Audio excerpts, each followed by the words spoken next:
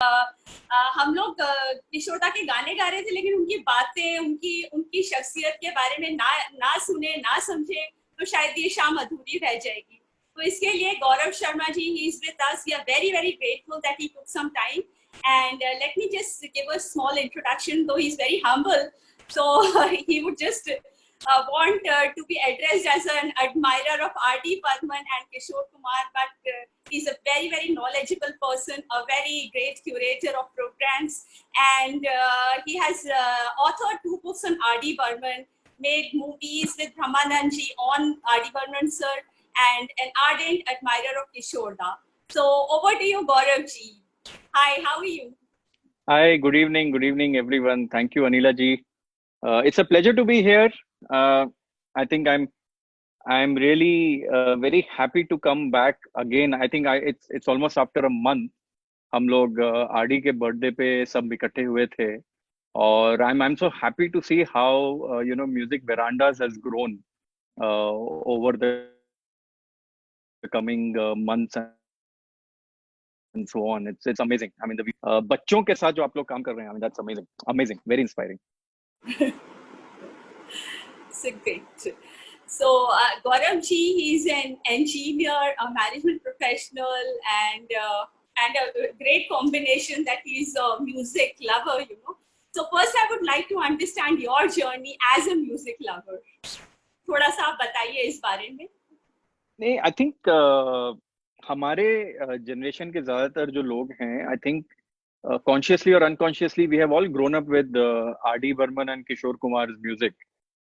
In fact, even today, the youngsters who are in school and colleges today, they naturally connect to their music because जो एक freshness, एक energy थी, वो बड़ी मजेदार थी इस म्यूजिक की. तो धीरे धीरे कि ज्यादातर बचपन थे देवर आरडी किशोर कॉम्बिनेशन. और जब मैं कॉलेज आया और अब इस स्टेज में भी मैं जब लोगों को गाने सुनाता हूँ, so people get a very nice impression about the freshness that was maintained. Most creative art disappears over years, but यहाँ उल्टा हो रहा है कि ये दोनों के दोनों और ज्यादा पॉपुलर और ज्यादा पसंद किए जा रहे हैं. In fact in the west they are being admired all the more. So यही है मेरी जर्नी. मतलब कहीं ना कहीं 1942 love story was to RD Burman. उनका म्यूजिक मुझे पसंद आने लगा और फिर धीरे धीरे मैं उनका जब पूरा कलेक्शन देखा तो उसमें Kishore Kumar of course played a very very prominent role. Amit Kumar, Lata ji, Asha ji, सब लोग. So that's been my journey, Anila ji. Anila, You're on unmute mute. yourself. Unmute yourself. I just forwarded the link to you, so that's one thing. So अब किशोर दा की शख्सियत के बारे में हम कुछ जानना चाहेंगे आपसे. हाँ, so this is very very interesting. I think किशोर दा जो मुझे समझ में आता है, ज्यादातर लोगों ने उन्हें गलत ही समझा है. ज्यादातर लोगों ने समझा है कि ये जिस तरह से अब हुआ, ये था कि आखिरी के जो इनके 15-20 साल थे उसमें जिस तरह के आर्टिकल्स छपे, जिस तरह की उनके बारे में एक पर्सनालिटी बनाई गई, वो एक एक्सेंट्रिक हैं और किसी से घुलते मिलते नहीं, पागल से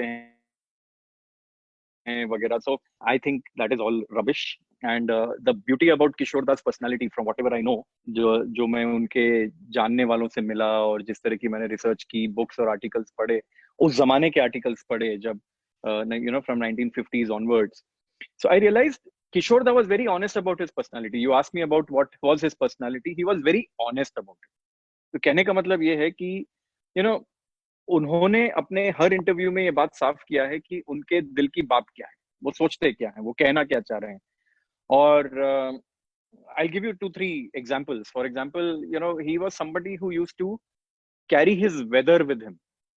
So जैसा कि आपने देखा होगा कि यूरोपियन कंट्रीज में एकदम धूप चली जाती है, ठंड होती है, it becomes very gloomy, cloudy, dark, और लोगों को they suffer psychological problems. So weather decides how you feel, right? So if it is sunny, you feel bright and fresh and so on. But ये कुछ ऐसे लोग होते हैं, किशोर कुमार जैसे, जो अपना वेदर अपने साथ लेके चलते हैं, वो अपना मूड अपने साथ लेके चलते हैं. वो कहीं पहुंचते हैं तो वो बताते हैं आपको कि आज का दिन कैसा होने वाला है उनके साथ. So that is the beauty of his personality. He used to make people laugh, keep the atmosphere light. अपने अंदर कितना भी दुख हो, कितनी भी problems हो, बाहर वो जाहिर नहीं करते थे. He maintained a craziness in his personality, but he was extremely serious about his work, about I'll give you an example. मतलब आर डी बर्मन ने एक इंटरव्यू में बताया कि कैसे किशोर दा गाना गा रहे हैं स्टूडियो में, लाइव रिकॉर्डिंग हो रही है. Imagine there are hundreds of musicians और लाइव रिकॉर्डिंग.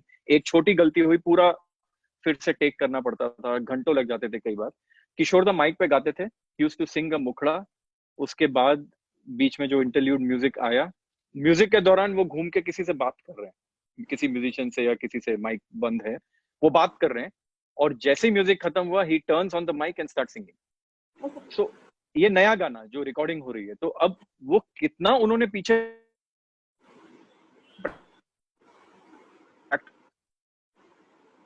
किया होगा, ये किसी को नहीं गाएंगे, ये करेंगे, वो गिमिक्स नहीं है. Kishoreda is dedication, Kishoreda is the passion behind it. Similarly, he was somebody, one final point about his personalities, he was somebody who never allowed anybody to misuse his, their relationship or take advantage of him. He was very, very clear, because this is a very commercial world, the film industry. और आजकल तो इतना सब news में है, लोग काम करा लेते हैं, पैसा नहीं देते, आज भूल जाते हैं, कल याद नहीं रखते, ये होता है, वो होता है, बहुत सारी चीजें होती है. तो ही वॉज वेरी क्लियर कि आप एडवांस में पेमेंट करिए तो मैं गाऊंगा, otherwise I won't sing for you. और मैं धीरे धीरे आपको ये बात बताऊंगा भी कि इस तरह की वो हरकतें क्यों करते थे. what role did money play in his life and what was his psyche behind it, we'll talk about, but that was Kishorda. Wow, so good to know so much about this person. And R.D. Sahab and Kishore Da, like they have created masterpieces. So we would actually want to understand what was the bonding between them, and what was the process, how they could create such masterpieces. Yeah, I think there are many wannabe composers who say Kishore Da mere ye the, wo the, mama the, bhanje the, ye the, but R.D. Burman and Kishore Kumar, they were almost, when I use this phrase, which is a very American phrase, the brother from another mother. वो उस तरह का relationship था इनका. I mean, they were so comfortable with each other. और ये दोस्ती शुरू होती है जब किशोर दा बहुत यंग थे, अशोक कुमार बहुत बड़े सुपरस्टार थे, और ये मस्ती करते रहते थे स्टूडियोज में. और पंचम दा ने जस्ट ज्वाइन किया अपने फादर को. तो पहली मुलाकात ही इनकी काफी फनी हुई कि ये लोग पंचम दा एस.डी. बर्मन के रिकॉर्डिंग में उनके साथ जा रहे थे, तो दीवार पे बैठ के किशोर दा सबकी नकल कर रहे थे और बंदर की आवाज निकाल रहे हैं, इसकी नकल उसकी नकल, सब कुछ छेड़ रहे हैं. तो आर.डी. बर्मन ने देखा, बोला ये कौन है ये आदमी. तो किसी ने बोला ये करके, तो आर.डी. बर्मन गए किशोर कुमार के पास, और दोनों ने कुछ मिमिक्री की, कुछ हंसी खेल मजाक किया, और पहले ही दिन हाथ मिलाया, गले मिले, और इनकी दोस्ती वहां से शुरू हो गई. और ये पूरी जर्नी इन लोगों की, ये दो लोग हमें ध्यान में रखना चाहिए कि एस.डी. बर्मन इन दोनों के गुरु थे, एक तरह से इन दोनों के पिता या किशोर दा के लिए बड़े भाई थे. तो we should remember that S D. Burman was that tree, that pillar, जिसके अंडर ये लोग दोनों के दोनों, क्योंकि ये दोनों मस्ती बहुत करते थे, डिसिप्लिन कुछ खास था नहीं, बचपन के दिन थे. और जैसे शिव कुमार शर्मा, पंडित शिव कुमार शर्मा, पंडित हरिप्रसाद चौरसिया, जो एस.डी. बर्मन और आर.डी. बर्मन के लिए बजाते थे फ्लूट एंड संतूर, वो बताते हैं कि इनकी सिटिंग होती थी तो एस.डी. बर्मन एकदम सीरियस होकर बैठते थे, और यहाँ किशोर कुमार बैठे हैं, यहाँ आर.डी. बर्मन, दोनों एक दूसरे की नकल कर रहे हैं, शक्ल बना रहे हैं, और ये लोग हंस रहे हैं. अब प्रॉब्लम क्या है कि शिव कुमार शर्मा, हरिप्रसाद चौरसिया, ये नए नए बॉम्बे में आए, काम उनको मिला, और अपने they were very good in what they did, but they were still musicians. तो अब एस.डी. बर्मन के सामने ये लोग हंस नहीं सकते, तो इनकी हालत ऐसी हो बंद करके दूसरे कमरे में जाते थे, तो क्योंकि किशोर दा और आर.डी. बर्मन का ये चलता था. तो ये इस तरह की दोस्ती. फिर मैं धीरे धीरे इसमें आप म्यूजिक को लेके आइए, क्रिएटिविटी को लेके आइए, तो the best work comes when people are very, very attached to each other. And just to give you some perspective, किशोर दा ने सबसे ज्यादा गाने आर.डी. बर्मन के लिए गाए, 590 सॉन्ग्स, और उसके बाद जो नंबर 2 पे आता है वो स्ट्रेट अवे 400 सॉन्ग्स है, 590 400, and that is for Laxmikant Pyarelal, because Laxmikant Pyarelal थोड़ा बल्क में काम करने वाले लोग थे, दे डिड 400 प्लस फिल्म्स वगैरह, तो गाने ऑटोमेटिकली काफी, but this is the relationship they had. और I mean I can't even tell you, इनकी सिमिलैरिटीज इतनी सारी हैं। 1961 is the year in which R D Burman became music director with Chhote Nawab, and Kishore Kumar became music director with Jhumroo. उनका दोनों का debut एक साथ हुआ एक्चुअली एज म्यूजिक डायरेक्टर्स। और फिर आराधना तो बहुत 1969 की बात है, बट बिटवीन 61 टू 69 प्यार का मौसम, या तुम बिन जाऊं कहाँ, या जागो सोने वालों, भूत बंगला, और कई फिल्मों में आरडी ने किशोर से गवाया। And this was not Kishore peak phase, his peak phase was 50s as an actor, as a singer for Devanand. 60s was his somewhat low phase, उन्होंने कुछ और गाने शुरू किए, उनको गाइड वगैरह फिल्में आई, but 1969 is when Aradhana happened, और आराधना में भी किशोर दा को लाने में और उनके साथ काम करने में आर डी बर्मन का बहुत बड़ा रोल रहा है। With this, SD of course loved RD, there is no doubt, but this is the relationship they shared. Very interesting, very interesting. So another question that is coming to my mind is कि KL Sehgal साहब का बहुत influence था उनके गानों पे, मुझे ऐसा लगता है, एटलीस्ट स्टार्टिंग के जो उनके गाने थे, क्या ये सही है? KL सहगल साहब से वो इन्फ्लुएंस थे? बिल्कुल बिल्कुल, मतलब Kishore da was very clear, he was like an Eklavya to K L Saigal, मतलब वो उनके द्रोणाचार्य थे, और बहुत सालों तक लोगों को ये लगता था कि किशोर दा सहगल से कभी मिले ही नहीं है। तो वो भी मैं आज एक बहुत इंटरेस्टिंग किस्सा आपको बताऊंगा। रिसेंटली अमित कुमार ने ये बात शेयर की, बट मुझे एक अशोक कुमार का बहुत पुराना इंटरव्यू है, किसी ने मुझे स्कैन करके अमेरिका से भेजा, तो उस इंटरव्यू में ये बात अशोक कुमार ने मेंशन की है। But I must tell you, K L Saigal को वो बहुत मानते थे, मतलब it is K L Saigal, S D Burman and one और टू फॉरेन आर्टिस्ट जिनको किशोर दा अपना सब कुछ मानते थे। तो केएल सहगल से उन्होंने बहुत बहुत सीखा, जस्ट उनको सुन सुन के, और उनकी तरह गाते थे। And we must note here कि मुकेश साहब और किशोर कुमार, ये लोग सब सहगल की ही नकल करके शुरू किए। मुकेश को मिले अनिल बिस्वास, और किशोर कुमार को मिले एसडी बर्मन, जिन्होंने कहा अपनी अपनी तरह से गाना गाओ, नहीं तो सहगल की नकल करके तुम्हारा कुछ होने वाला नहीं है आगे करियर में। तो you need a mentor also to grow in life. In fact there is a story कि मुकेश साहब एक बार गाना गा रहे थे सहगल का, मतलब खुद के लिए गा रहे थे, अनिल बिस्वास का म्यूजिक था, और मुकेश साहब ने जब वो गाना सुना तो उन्होंने कहा ये गाना मैंने कब गाया। तो सॉरी, सहगल साहब ने जब गाना सुना तो इस तरह का मतलब उनकी सिमिलैरिटी थी। लेकिन किशोर कुमार को बचा लिया, एसडी बर्मन ने बोला कि यार तुम सहगल की आवाज में मत गाना। अब मजे की बात मैं बताता हूँ, जब किशोर कुमार आए, अशोक कुमार बहुत बड़े स्टार थे, उन्होंने उनके पीछे पढ़ पढ़ के बोला कि दादा मुनि मुझे सहगल साहब से मिलवाओ, मैं उनका बहुत बड़ा फैन हूँ, आप तो सबको जानते हो, आप तो इतने बड़े सुपरस्टार हो, मुझे मिलवाओ। तो वो एक दिन लेके गए हैं। 8 साल की उम्र में किशोर कुमार हैज मेट केएल सहगल, और उन्होंने उनका गाना भी गा के सुनाया। 8 साल के लड़के ने सहगल को गाना सुनाया, और सहगल साहब ने बहुत तारीफ की, और अशोक कुमार को बोला दादा मुनि तुम्हारा भाई बहुत टैलेंटेड है, बहुत अच्छा गाता है, एक प्रॉब्लम है, इसमें अंग दोष है, हिलता बहुत है। तो किशोर दा ने हिलना नहीं छोड़ा वो आखिरी तक वैसी पर्सनालिटी बना के रखी। पर this is a very interesting trivia about how he met Saigal. बहुत बहुत सारी चीजें पता चलती हैं इस डिस्कशन में, और आप you are actually enlightening us with so much information, and our viewers will be very happy to know all these stories and facts. So another question that is coming to my mind is कि जैसे SD Burman उनके mentor थे, और क्या influence रहा उनकी life में, that is something that we would like to understand. See S D Kishore, in fact क्योंकि कहीं ना कहीं आर डी बर्मन भी इस कॉन्वर्सेशन में आएंगे ही आएंगे, क्योंकि ये दोनों बहुत क्लोज थे एसडी के।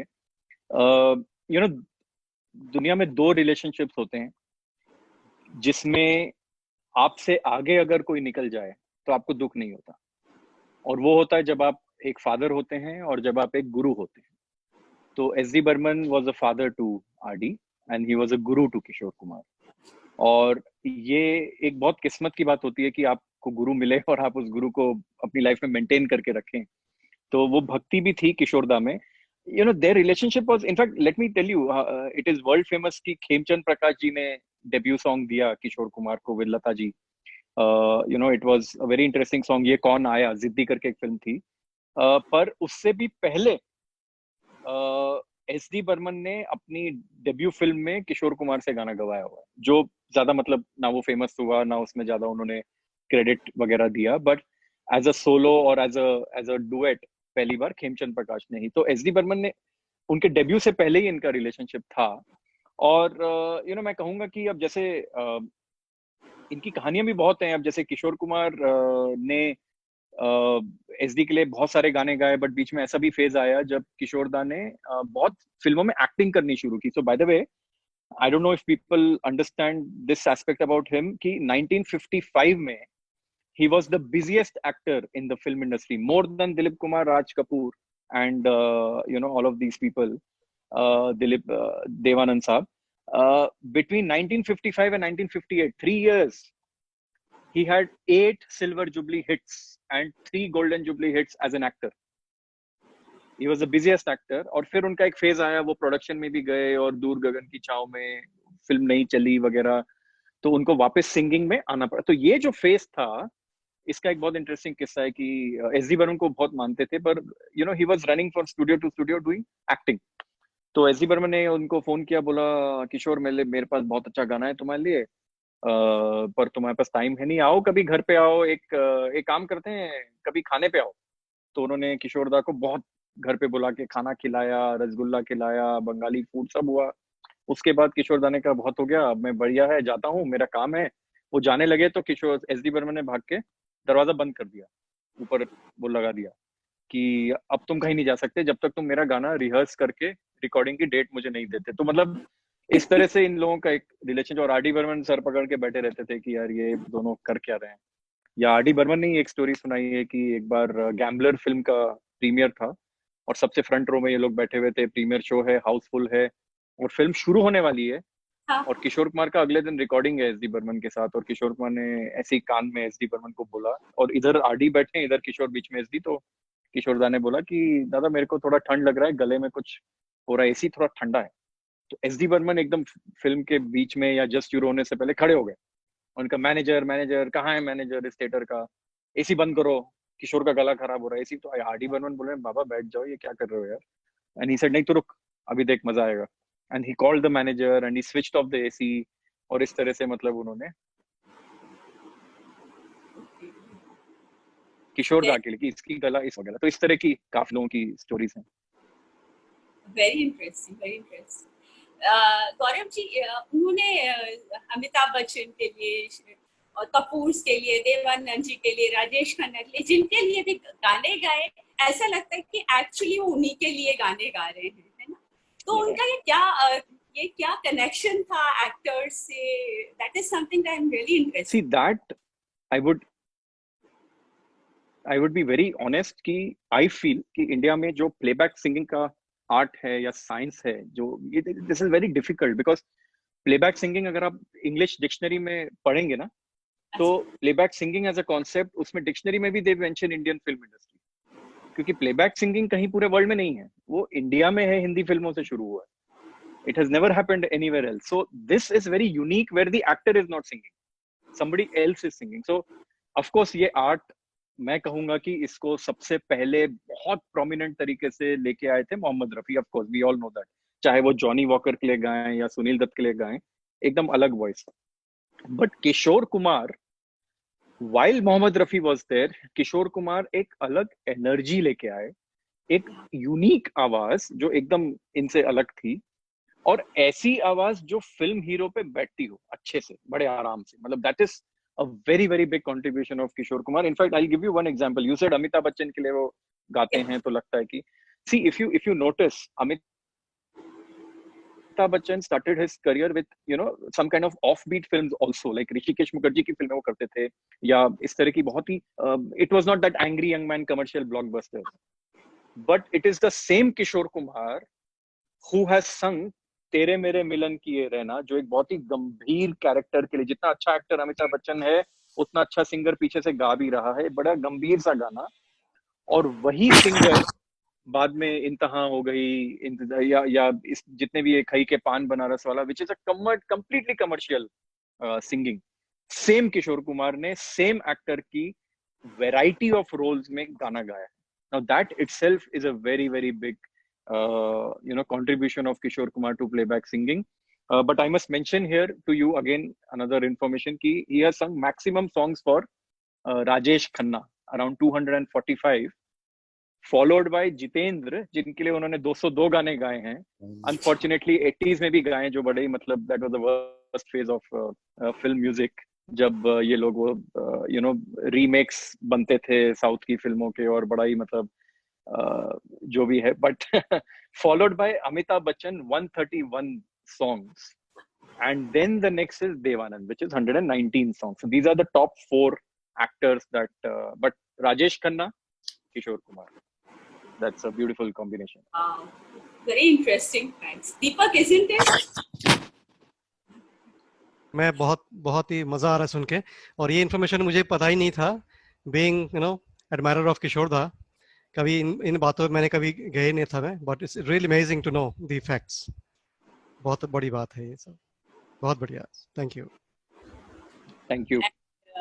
Well, very happy to see Brahmanand sir on the show. Good evening, sir. Hi, Good evening, hi, sir. hi, Gaurav. Hi, Deepak. Hi Brahma. Hello, sir. Yes, So Guruji. wonderful. We have been having a lot of programs. Gaurav and Gaurav. Gaurav and Gaurav. नमस्कार sir. मैंने अपना नाम initials इसलिए कर लिया कि जीजे बोल दें, कंफ्यूज ना हो जाए लोग। जीजे से लोग गुलाब जामुन के साथ कंफ्यूज हो सकता है। हाँ, गरम जलेबी भी। Lovely. So good to have you again, Brahmanand ji. So Anila ji is just having a great conversation with Gaurav Sharma ji, और आज हमें बहुत नए नए किस्से जानने को मिले कि यार क्या जबरदस्त कलाकार हैं हमारे किशोर दा। Just to add to what Gaurav was saying, there was a phase when he had stopped singing for Amitabh Bachchan. So if he would not have stopped that period, I don't know how long was that period. Maybe Gaurav knows how long was that period. But अगर वो होता तो for Amitabh Bachchan he could have sung probably many more. A lot more. So वो पूरा नसीब वसीब वाला जो phase था, that was all sung by Mohammed Rafi duplicates उस समय में आते थे। हाँ। While I just Gaurav ji से मैं एक last question पूछूंगी, and then I have lot of questions with you, Brahma sir.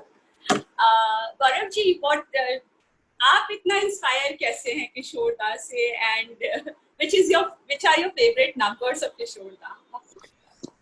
नहीं, आई थिंक किशोर दा से तो मेरे ख्याल से हर कोई इंस्पायर्ड है, बिकॉज समवेयर आई फील, जैसे कि मैंने बताया, मैं अपने बचपन के दिनों में यही गाने सुन सुन के एक तरह से बड़ा हुआ 80s में, और बाद में रियलाइज किया कि यार इतना बड़ा कंट्रीब्यूशन है इन लोगों का, चाहे किशोर दा हो या आर डी बर्मन हो, and these are the only two I feel musical icons of 70s जिनसे हमारे आज की यंग जनरेशन बहुत इजीली कनेक्ट कर पाती है। और मुझे अफसोस इस बात का है कि हमने दुनिया में मतलब इतने लोगों को पकड़ पकड़ के भारत रत्न दिया, अच्छी बात है, पर वो आर डी बर्मन, वो किशोर कुमार, जिन्होंने 5 से 6 जनरेशन्स को इम्पैक्ट किया है, इन्फ्लुएंस किया है, they were possibly the Kishore Da was possibly one of the finest singers of the world. अगर वो हम तो कहते हैं कि भाई अगर वो अमेरिका में होते तो शायद उनके 10-15 आइलैंड्स होते, 3-4 हेलीकॉप्टर होते, वो इतना सेलिब्रेटेड आर्टिस्ट होते। So I think what has inspired me is that somebody who didn't believe in any PR, marketing, etc. उनका काम है जो उनको इतना बड़ा स्टेटस देता जा रहा है साल दर साल। नए आज आपके यहाँ इतने सारे बच्चों ने आज गाने गाए, it's so beautiful and so touching to see that. और एक छोटी सी बात, उनके गाने सुनता था, उस जमाने में यूट्यूब वगैरह तो था नहीं 80s में, तो हमें लगता था कि कोई हीरो गा रहा है, कोई एक हीरो की आवाज लगती थी। तो जो आजकल सिंगर्स में थोड़ा मिसिंग सा भी होता है, but this is what I really about him. Favourite songs I think हैं जिंदगी के सफर में, चिंगारी कोई भड़के, तेरे बिना जिंदगी से, सामने ये कौन आया, बचना है हसीनो, so many songs. I mean, amazing collection of his music. So can I request Deepak 2 line आप गाएंगे क्या गौरव जी का फेवरेट गाना? जरूर मैं कोशिश करूंगा कोई पूरा. भी. जी. गौरव जी, आप कौन सा गाना सुनना चाहेंगे? ओ माय, सॉरी, नेटवर्क नहीं आया, सुना नहीं पड़ा मुझे. कोई भी गा दीजिए. अच्छा. अब कोई भी गा दीजिए. Just 2 lines. Yeah. थोड़ा एक सैड सॉन्ग गाऊं क्या, चलेगा? जी. अच्छा.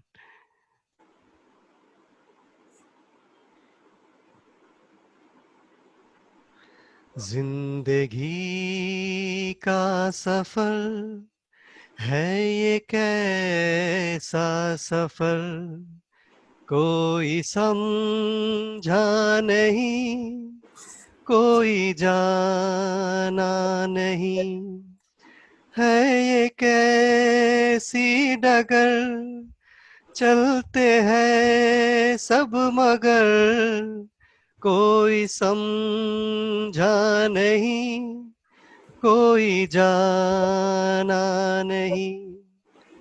जिंदगी को बहुत प्यार हमने दिया, मौत से भी मोहब्बत निभाएंगे हम, रोते रोते जमाने में आए मगर, हंसते हंसते जमाने से जाएंगे हम,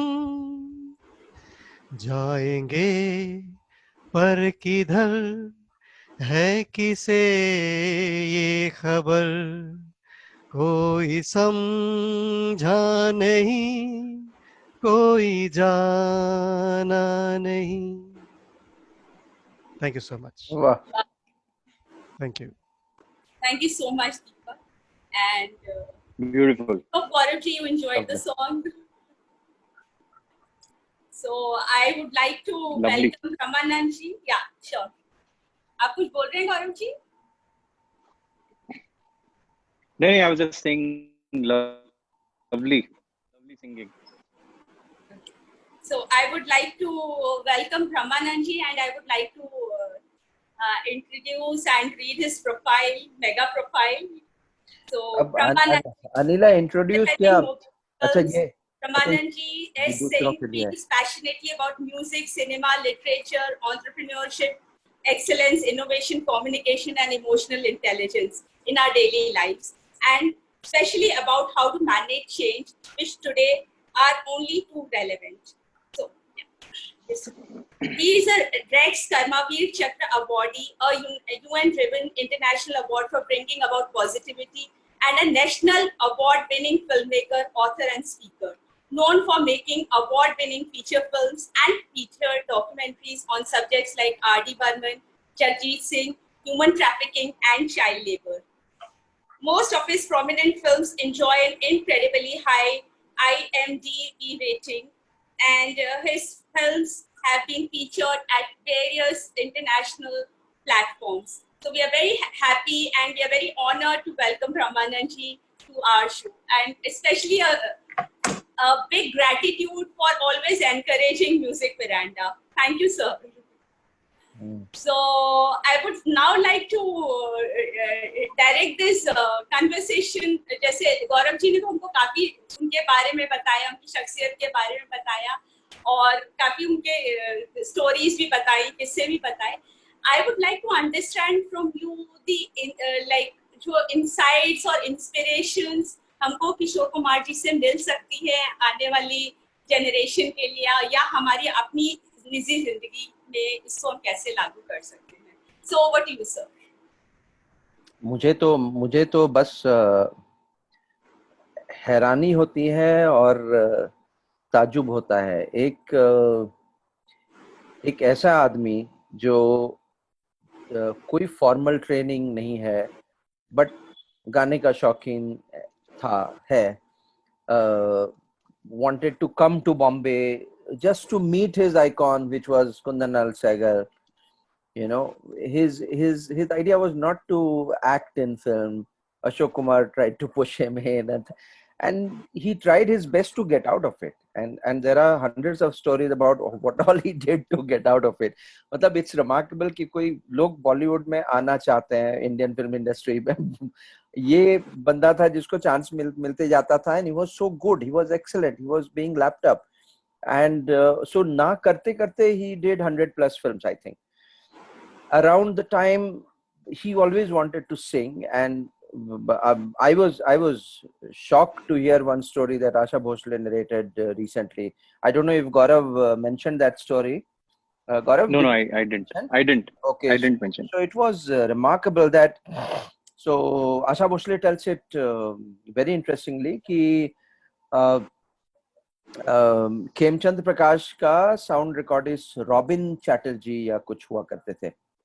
तो उस समय में ये 40s में जो है रिकॉर्डिंग स्टूडियोज नहीं हुआ करता था, तो फिल्म स्टूडियो में ही वो जहाँ पे लोकेशन शूट होता था वहीं पे टपरा उपरा में कुछ ऑर्गेनाइज करके करते थे। तो ये लोग तो करीब 11 बजे के आसपास में ये लोग कोई सॉन्ग रिकॉर्ड कर रहे हैं, Asha Bhosle with one young man which was Kishore Kumar.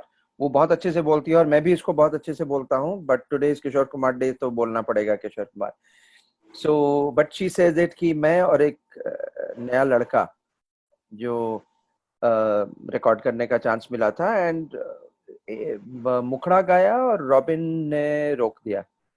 Robin ने उनको बाहर बुलाया और उनके सामने खेमचंद प्रकाश को बताया कि खेमचंद जी ये कोई ढंग का प्लेबैक सिंगर को लाओ ना, कोई ये लोग इन लोगों से नहीं होने वाला है, ये अगले दिन करते हैं, कोई ढंग का एक सिंगर लाओ।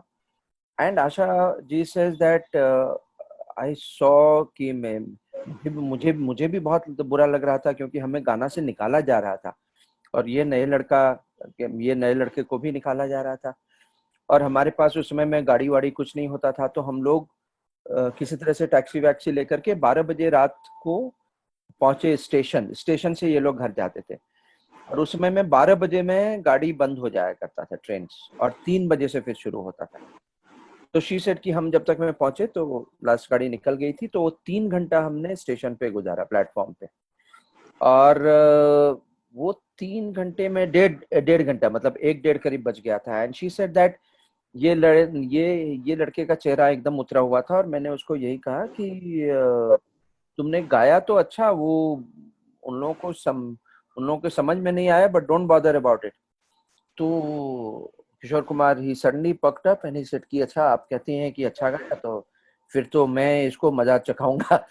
एंड यू नो सो ये कहानी जब भी हम कहते हैं और एट द एंड हम जब बोलते हैं कि वो लड़का था Kishore Kumar, you know, that young man was Kishore Kumar, so you can imagine what humiliation one has gone through, someone like him, and he had only that, his purpose was to sing। हालांकि अशोक कुमार उनको उतना seriously नहीं ले रहे थे in terms of singing, because Ashok Kumar was a star, so he wanted his brother to be a star, and he was doing very well as a star. In no time he was getting films left, right and center। तो एक ऐसा आदमी जिसकी ललक थी कि KL Saigal को मैं एक बार मिल लूं, मेरे भाई बहुत बड़े स्टार हैं, बॉम्बे जाता हूं। He didn't want even to leave Khandwa, he was so much in love with it. So he comes, it takes him 20 years to actually hit big time singing, मतलब late 40s से late 60s, no Yes. joke। Someone with the talent of Kishore Kumar takes, and then when he hits that jackpot, there's no stopping him। मतलब I don't think late 60s, 70s, 80s and 80s, till the time that he passed away, I don't think there was any stopping after that। So एक ऐसा singer जो कोई training नहीं है, KL Saigal को अपना idol मानते थे, एक दो वेस्टर्न सिंगर्स थे जिनको अपना आइडल मानते थे, एक पाकिस्तानी सिंगर थे जो उनका बहुत फेवरेट था. And in fact I heard that fellow, what is his name, Ahmad something. So I heard his songs, who Kishore Kumar used to like, and there's a lot of similarity of his songs. So I think for someone like that person, now 87, so that's like 33 years, 33 years he has gone by, and the popularity is going on increasing. There are at least 400, 500 proper registered known clubs, which is Kishore Kumar driven. You have thousands of people who are trying to sing like Kishore Kumar. मतलब जबरदस्ती किशोर कुमार जैसा गाने की कोशिश करते हैं. अब ऐसा नहीं है कि किशोर कुमार से इंस्पायर होकर किशोर अपने तरफ से गाते हैं, वो किशोर कुमार को इमिटेट करके गाना चाहते हैं. And 95% of them fall very bad, and then we have millions who love his songs. There's no, just exactly like R.D. Burman, कोई भी FM station आप switch करो तो कहीं ना कहीं you will find Kishore Kumar singing still, remixes, all those things, college crowd, ये सब. तो what magic, that magic is something that we are trying to understand. It is not voice, it is not just style, it is not just yodeling. It's a combination of everything and that extra something. And then वो जो उनके चार शादियां, उनके eccentricity के कुछ realities, कुछ myths, ये सब, all those I think went on adding to his persona. And then that golden voice rendition, he could sing anything without any training. And I think that is something that is not possible for ordinary singers. And ये जो एक mystical person एक बन के रह जाता है, again, like Panchamda, 58 years he passed away. मतलब can you imagine 58 साल में कोई इतना कुछ करके चला जाता है कि generations उसके ऊपर चल रही है. What I feel sad is that we still don't have a foundation, we still don't have a school, we still don't have something proper around Kishore Kumar to continue that legacy. And I think that is the role of every single KK fan. I think like this has to happen. Yes. Wonderful. Great insight. And Brahma ji, aap sabki stories, and you research life of so many people. We want to know something on your journey. आपका music से connection है और my journey आज के दिन के लिए मैं बहुत ही छोटा रखूंगा. वैसे काफी इंटरेस्टिंग और अच्छा जर्नी रहा है, but आज के लिए I'd want to quickly crisply tell you and then move on to again talk on Kishore Kumar.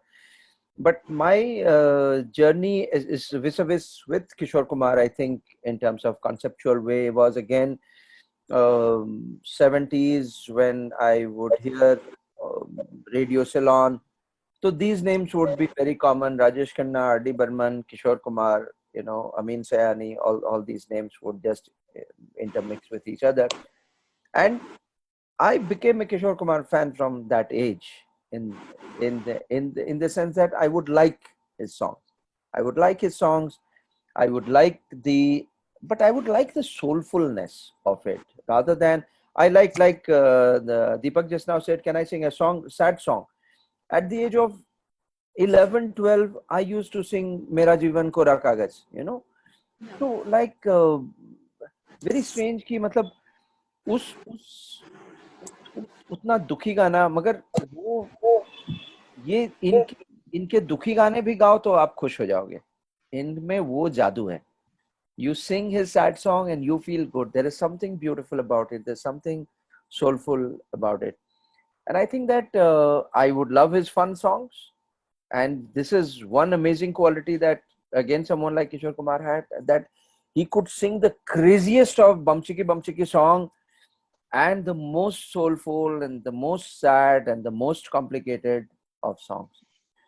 So my journey was to understand Kishore Kumar, enjoy Kishore Kumar. I never thought that I'll come to Bombay and maybe have an opportunity to make films on some of these people. But I had some connection with music and I loved it. What I always loved is, because I had a little bit of a classical connect also. So I always sense that a lot of his movements, and that goes by way of composers also, would be very classical movements simplified to simple tunes for lay people. But उसके चलन के पीछे एक classical सोच था. But he could do it. He could. ये दुनिया वाले पूछेंगे मुलाकात हुई क्या बात हुई, ये बात किसी से ना कहना, ये दुनिया वाले पूछे. अब now you know, या ये जो मोहब्बत है ये उनका है कहाँ, अरे महबूब का जो बस लेते हुए नाम, मर जाए मिट जाए हो जाए बदनाम. अब ये फिल्म सॉन्ग हुआ. अब इसी को कोई क्लासिकल म्यूजिशियन गाता है, रशीद खान गाएंगे, भीमसेन जोशी गाते तो बदनाम रहने दो छोड़ो. नाउ दिस इज अ गमक का तान पूरा, ओके, बट उसको सिंपल करके आम जनता गा सकती है. बदनाम रहने दो छोड़ो भिजाने दो यार, हम ना करेंगे प्यार, रहने दो छोड़ो भिजाने दो यार, हम ना करेंगे प्यार, करेंगे प्यार. Now these are all simple movements, मुर्कीज, खटकाज, जो एक दिल से निकलता है. उसमें आधा हाथ कंपोजर का रहता था, but आधा there would be any number of occasion, even when songs by R.D. Burman, when he would embellish it and take it to a different level. So I think just like एक film में performance adds so much to the script, I think एक composition में the delivery, the rendition adds so much. So that's been my short journey with Kishore Kumar, and my personal journey has been with music, then with films and all. But today I'd love to talk about Kishore Kumar, whatever we can, since we have short time. Yes, over to you. Beautiful. आपका गाना सुन के बहुत आनंद आया, बहुत beautiful.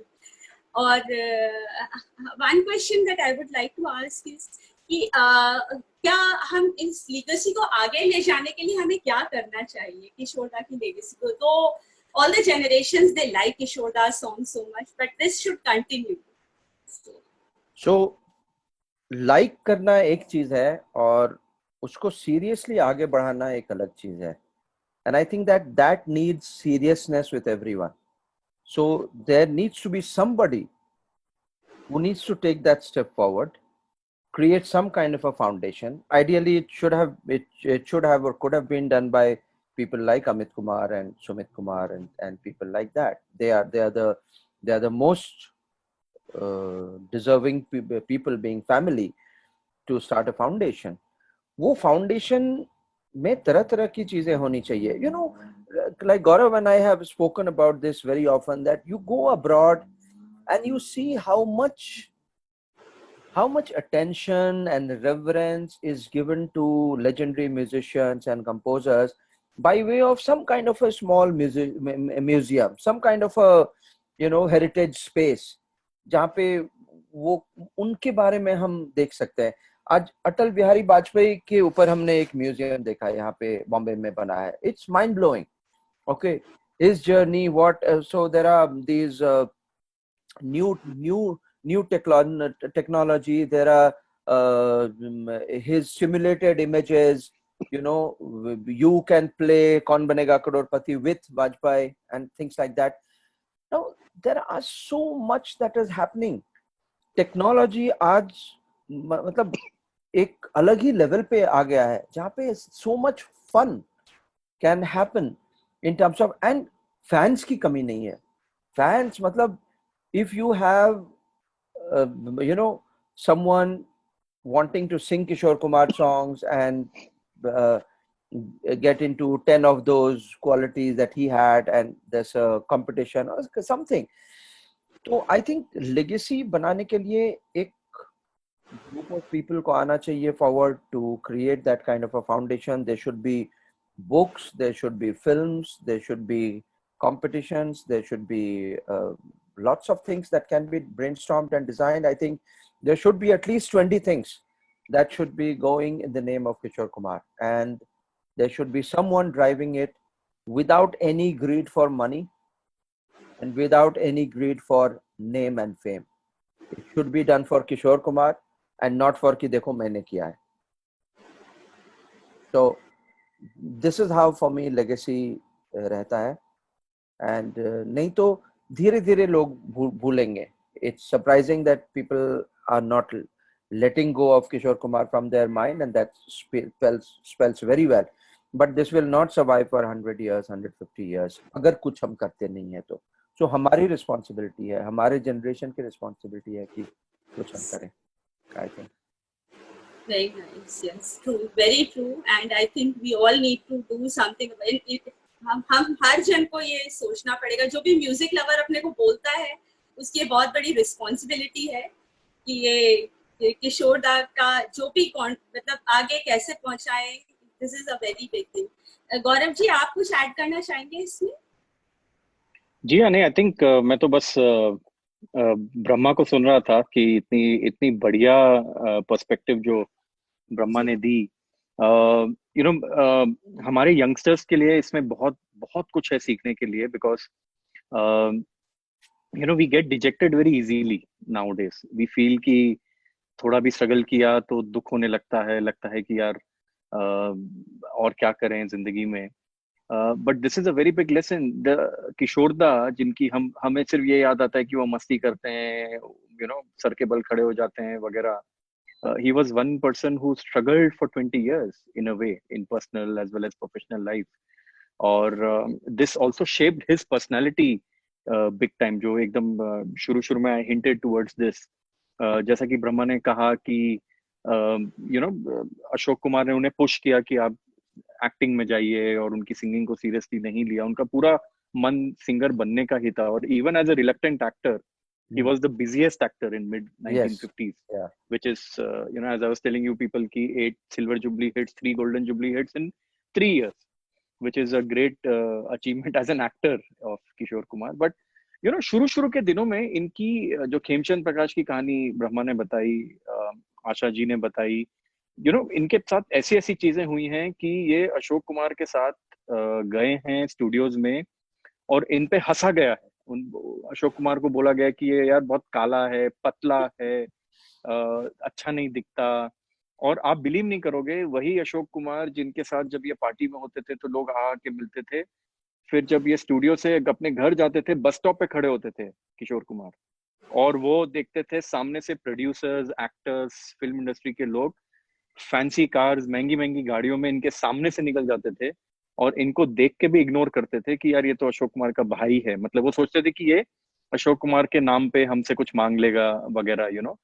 और किशोर दा ने ये बात इतना उनको हर्ट किया कि जिंदगी में उन्होंने इतनी गाड़ियां खरीदी, इतनी गाड़ियां बेची, इतनी गाड़ियां उन्होंने, मतलब आप लोग विश्वास नहीं करोगे कि Kishore Kumar and Shammi Kapoor used to exchange cars every week. अरे तूने कौन सी गाड़ी ली? अच्छा ये वाली मर्सिडीज है, मेरे पास ये वाला आया है, तू चल आके देख. तो इस तरह से उनका एक पैशन बना. ये छोटी छोटी चीजें हैं जो, और उन्होंने जब देखा कि वही लोग जो उनको इग्नोर करते हैं, आज वो आके उनसे मिल रहे हैं क्योंकि आज इनका नाम हो गया, तो इन्होंने फिल्मी पार्टीज में जाना, नेटवर्किंग करना छोड़ा. जिस वजह से लोगों ने इन्हें एक्सेंट्रिक कहा, अलूफ बोला, क्या क्या नहीं कहा इनको. बट इन्होंने कभी भी किसी को अपना मिसयूज करने नहीं दिया. वो एक बहुत बहुत स्ट्रॉन्ग पर्सनालिटी के मालिक थे. And as Brahma said, I think legacy is mind blowing. I mean I can't even tell you. मेरे ख्याल से तो एक ऐसा रिसोर्ट अगर मान लो बनाया जाए, किशोर कुमार रिसोर्ट, ओके, जहाँ पे आप आओ, किशोर कुमार के गाने होंगे, किशोर कुमार ने जो 50 पागलपन किया वो आप पागलपन करो वहाँ पे, No, like he has, yeah, like he also perpetuated that eccentric idea about himself. And I have a feeling, this is my personal reading, that he was constantly having fun. That's it. This one incident, jahan pe he was getting into his car and GPCP was passing by, so he wanted to stop and say hello to him. So he looked at him and he didn't react. He sped off. So now GPCP started chasing him. So ये chase करते करते ये mud island पहुंच गए. Okay, ये mud island पहुंच गए. वहां पे he got down. GPCP tried to have a conversation with him and he did not react at all. He did not respond. Okay, next day he had a recording for GPCP film. Okay, recording या acting कुछ. So next day he meets him and GPCP says कि so वहां भी mud island पे भी GPCP ने पूछा था कि ये क्या बिहेवियर हुआ यार, मतलब हम बात करना चाह रहे हैं और तुम भागे जा रहे हो. तो ही डिडंट रिएक्ट. वहां पे स्टूडियो में ही इज आस्किंग कि वो कल वाला जो बिहेवियर था, क्या बिहेवियर था वो, what kind of a nonsense was that. तो ही सेज आपको गलतफहमी हुई होगी, मैं तो खांडवा में था कल. So he just now I think he was just having fun.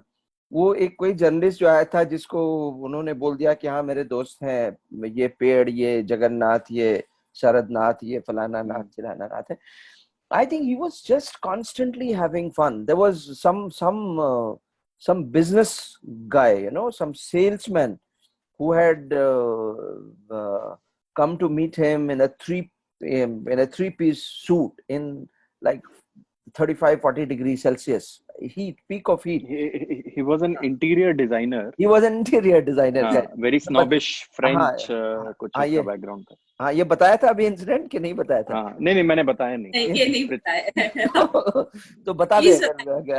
हाँ बता दे. नहीं तो ये प्रीतिश नंदी को इन्होंने, तो जैसा कि हम लोग बात कर रहे थे कि किशोर दा वाज वेरी क्लियर कि कौन उनकी टेरिटरी में आ सकता है और कौन नहीं आ सकता है, क्योंकि कौन आदमी को परख लेते थे एकदम टॉप टू बॉटम कि जेन्युइन है कि नहीं है. तो there was this guy, interior designer था, वो बड़ा फैंसी से आइडियाज दे रहा था, आपके बंगलों में ये करेंगे वो करेंगे.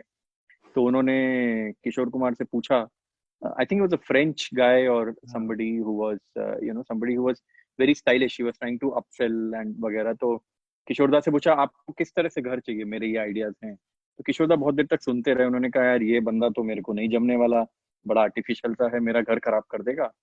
तो किशोर दा ने कहा मेरा तो आइडिया बहुत सिंपल है, मैं चाहता हूँ मेरे लिविंग रूम में पानी भरा रहे और मैं एक जैसे बेल बजेगी तो मैं बोट में बैठ के जाऊंगा और दरवाजा खोलूंगा और ऊपर जो फैन होगा उसकी जगह हम कुछ बंदर बिठा देंगे और वहां से हवा आएगी और बड़ी, और सेंटर टेबल पे चाय रहेगा तो हम नाव से ही चाय सिप ले लेके चाय पीने जाएंगे.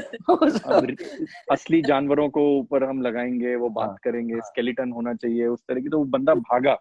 कौवे लगाएंगे. He said कि कौवे लगाएंगे, क्रोज, कौवे, डेड कौवे लगाएंगे. तो वो बेचारा, मतलब वो भागा वहां से. And Kishore Kumar logic for that was that कि they think I'm mad. Anybody who can wear a three-piece suit in this heat, he has to be mad. अगर वो कर सकता है तो मैं क्यों नहीं पानी वाला एक घर डिजाइन करा सकता हूँ. So he would have fun. I think his way of looking at life was very jaunty, and that gave him that eccentric track. And I think at some point of time he also started enjoying it. Probably it was very helpful in keeping people, unwanted people at bay. लोग भागते थे, कभी-कभी. And I think he could, when he had music, he could get serious about it. He could practice. He could sing the most difficult. आप लोगों को मैं एक बात बताऊं, बहुत इंटरेस्टिंग बात. when ब्रह्मा said म्यूजिक के लिए वो सीरियस. कॉन्सर्ट्स में किशोर दा ने कभी भी साउंड चेक नहीं किया. किशोर दा स्टेज पे आते थे, माइक उठाते थे और गाना शुरू.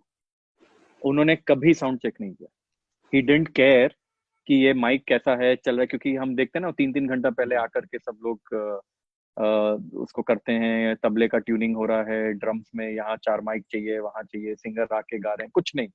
किशोर दा आते थे, he used to adjust his scale, his voice, his rendering on the spot. That was the maverick that he was. He was a very, very sharp, very intelligent human being. मतलब कोई eccentricity जो है, it's just that, you know, facade, as Brahma said, to keep the unwanted people away. Gaurav ji, Beautiful. एक minute, एक वो जो गाना है जो उन्होंने गुजरिया वाला, उसकी कोई स्टोरी है क्या? हाँ, नहीं, आई थिंक मुझे ध्यान तो नहीं है स्टोरी पर से, बट हाफ टिकट का जो आप गाना बोल रही हैं, जिसमें उन्होंने प्राण साहब के लिए भी गाया और लड़की की आवाज में भी, खुद ही लड़की बने, that is remarkable. I think उस मूवी के सारे ही गाने मेरे ख्याल से जिस तरह से सलील चौधरी ने कंपोज किए थे, and mind you, I mean Salil Chowdhury को एस.डी. बर्मन, आर.डी. बर्मन भी बहुत मानते थे। मतलब ये बहुत बड़े म्यूजिक डायरेक्टर्स हैं जिनकी अंदर की भी मस्ती निकली है किशोर दा के साथ। ये ऐसे लोग हैं जो you know they were very senior people, और किशोर दा के साथ इन्होंने भी बहुत, he had a very special relationship for example with Kalyan ji, Anand ji. उनके साथ इनका बहुत प्यार था, जिस तरह आर.डी. बर्मन के साथ था। तो कुछ रिश्ते हैं वो अंत तक निभाते चले गए, और अच्छे से अच्छे म्यूजिक डायरेक्टर्स भी उनके लिए यू नो लाइन लगाते थे कि किशोर हमारे लिए गाना गाओ। जो पहले बड़े स्केप्टिकल थे लोग, जैसे सलील दा भी शुरू में स्केप्टिकल थे, पर बाद में he became one of his best admirers. Yeah, he was skeptical because Salil Da didn't have much respect for someone who is not already a very trained singer, you know. Trained. Right. So because he himself came from good music background and, you know, training, तो ये बहुत लोगों को रहता था। Naushad was the only exception। Naushad के लिए शायद उन्होंने एक भी गाना नहीं गाया कभी, बहुत कम, एक आधी। हाँ, मगर एक बहुत अच्छा इंटरेस्टिंग इंसिडेंट है जो मैंने सुना है किसी से, so I could be wrong on that, but Naushad साहब ने जो कंपोज किया था, ढूंढो ढूंढो रे कान का बाला, चंदा का जैसे हाला रे, तो उसमें so Naushad used to always consider Kishore a non-singer and Mohammad Rafi as the main only singer, trained singer, and so on. So Kishore Kumar wouldn't like that. So, and Kishore Kumar knew Tal, Matra, even classical. So he told Naushad साहब एक दिन किसी gathering में कि उस गाने में आपका ताल छूटा हुआ है आपका, तो वो, तो नौशाद साहब ने बोला नहीं ऐसा तो नहीं है, कहाँ कैसे, तो उन्होंने उनको बता दिया वो ताल मात्रा लेकर के, और ढूंढो ढूंढो रे कान का बाला तो छूट गया, उसमें सम पे आया नहीं। तो अब नौशाद साहब थोड़े डिस्टर्ब हो गए कि ऐसा तो नहीं है, तो ही ट्राइड टू एक्सप्लेन, तो Kishore Kumar left it, he didn't let him explain, he just left and he said कि नौशाद साहब आप देखो, आप उसको 10 बार करके देखो, जिस दिन आपको सम मिल जाए ना, आप मुझे फोन करके बताना, उसमें सम छूटा हुआ है आपका। तो उसके बाद क्या हुआ ये सुना हुआ है, it could be wrong, so I am putting that disclaimer. He would call him in the middle of the night, 12 बजे 1 बजे, नौशाद साहब को सिर्फ एक लाइन पूछते थे, नौशाद साहब सम मिला क्या? नौशाद साहब, with no offense to Naushad Sahab, he used to do that as well. हाँ, नौशाद साहब सब मिला क्या? फाइनली नौशाद साहब had to tell it to S.D. Burman कि सचिन वो अपने तुम्हारे जो सिंगर हैं उसको थोड़ा समझाओ यार, ऐसे करके ना किया करे। नौशाद साहब तो एकदम पूरा मतलब सोच के हर लफ्ज रखते थे सामने। He was a very good writer himself, Naushad साहब, and a brilliant composer. तो ये सब, so there would be people who wouldn't recognize him earlier because of his lack of training, but then lack of training मतलब formal training हम बोल सकते हैं, because lack of training कुछ नहीं होता है। जो भी 4 घंटे रियाज करता है, 6 घंटे रियाज, वो तो ट्रेनिंग तो कर रहा है वो। एंड कान से ज्यादा बड़ा गुरु कोई नहीं होता है। कानसेन, कान भी एक तरह का गुरु होता है। तो एंड अच्छे लोग गुरु के पास भी बहुत कुछ नहीं सीख पाते हैं, और जो नहीं जानते हैं एकलव्य बन के भी बहुत लोग सीख लेते हैं अगर मेहनत करते हैं तो yes. So much to know, लेकिन I think we are running short on time today, so I think we will extend this conversation at some other time. But the inspirations and insights that you have shared, that has to be carried ahead. So with this note, lot of gratitude and thank you to Brahmanand ji sir and Gaurav ji to you. And Gaurav ji, over to you. Thank you so much Anila ji. और मतलब मैं तो मन कर रहा था कि मैं बातें सुनते जाऊं क्योंकि इतने इंटरेस्टिंग किस्से हैं and I am also fun loving person. एक उनका ना ऐसा कुछ किस्सा भी आया था किशोर दा का, वो जो गाना है जय जय शिव शंकर, तो वो गाने के लिए कुछ पैसे कम ज्यादा मिले थे या कुछ हुआ था, तो उसमें ना जब गाना वो अंत होता है एंड बोलते हैं अरे बजाओ बजाओ ईमानदारी का पैसा है, तो वो फन एलिमेंट को उसमें भी ले गए, जो बैकग्राउंड में जैसे रैप होता है ना आज की डेट में, लेकिन उसको वो इतने जबरदस्त तरीके से बोल रहे हैं कि बजाओ भाई बजाओ ईमानदारी का पैसा 10,000 रुपए, something like that happened. I heard this somewhere. हाँ वो सही है, सही है वो that line you can very easily hear once you put your attention to it। वो exact amount mention किया हुआ है उसमें। मतलब उन्होंने इतनी जबरदस्त इंटरेस्ट उसको चीज को भी कि मतलब कुछ तो वो हुआ था कि वो एक्सपेक्ट नहीं कर रहे थे या कम दे दिया, लेकिन उसको इतने खूबसूरत तरीके से और फनी तरीके से उन्होंने ढाला गाने के अंदर कि एवरीवन इज एंजॉयिंग इट, और वो कमेंट्री भी चल रही है और उसको गाने के साथ में ही वो कर दिया, अमेजिंगली डन। बट सही जगह पे डाला है जिससे गाना भी अफेक्टेड नहीं हुआ है। हाँ वही कंप्लीटनेस। मैं अभी YouTube में वो चेक भी किया मैंने कि बजाओ भी बजाओ ईमानदारी का पैसा है, वो जय जय शिव शंकर पूरा गा रहे हैं और एंड में बड़ा जबरदस्त तरीके से।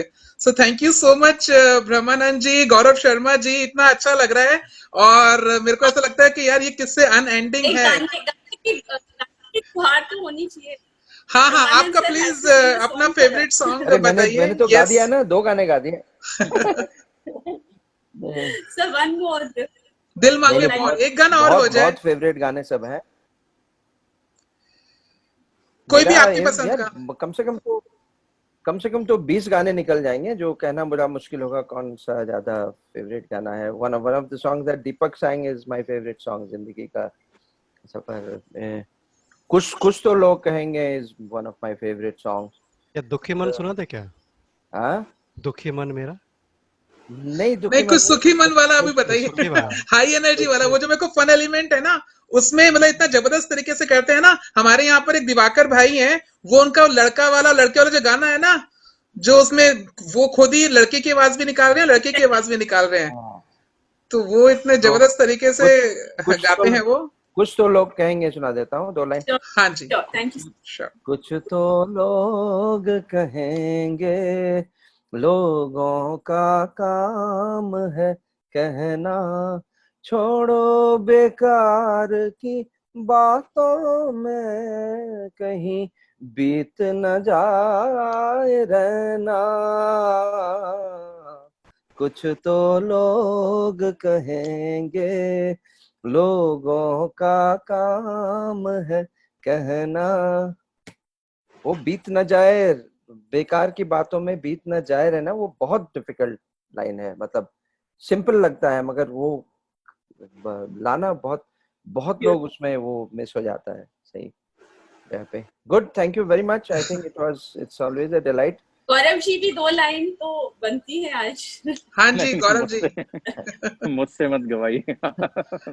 मैं वरांडा फ्लरिश, ये बढ़िया जा रहा है। मुझे याद है कि आई थिंक 4th या 5th डे में आया था जब शुरू था, तो हाँ जी, and I had quite liked the concept and I am happy to see that it's going from strength to strength.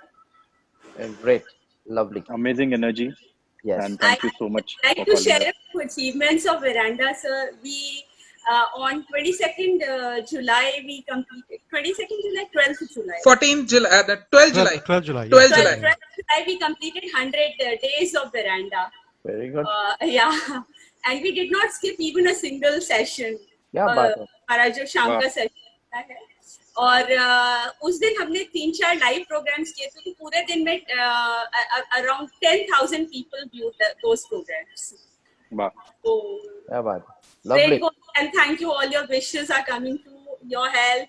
आप इतने अच्छे लोगों को recommend करते हैं, so it's going great. Thank you so much for everything. Thank you, and Thank you. Thanks, and you have such lovely singers, I think, on the panel. Like, Yeah, we would request you if you have some time, please stay tuned here. हमारी महफिल जो ये daily जमती है 9:30 से 10:30 और of course you can continue with your daily stuff. But अगर आपका कोई favorite song है जो कि आप सुनना चाहते हैं, पुराना नया किशोर दा का किसी का भी, of course आज हम celebrate कर रहे हैं किशोर दा का birthday. So we have a live music every evening at 9:30. Same ID, ये जो Zoom ID है, और you can enjoy any this thing. अगर मुझे मौका लगता है तो मैं आ जाऊंगा थोड़ी देर के लिए. Otherwise, today has been a long day for me also. Yeah. But Thank you so much. Thank you. में आते हैं किसी दिन. Yes. Yeah, hearty gratitude from All the the- Music Verandas team for all both of you, Brahmanand ji and Gaurav Sharma ji. Thank you Thank so you. much for gracing the occasion. All the best and enjoy. Thank you. Have fun. Thank Best of luck. Thank you. Thank all you the so best. much. Thank you. Okay, bye.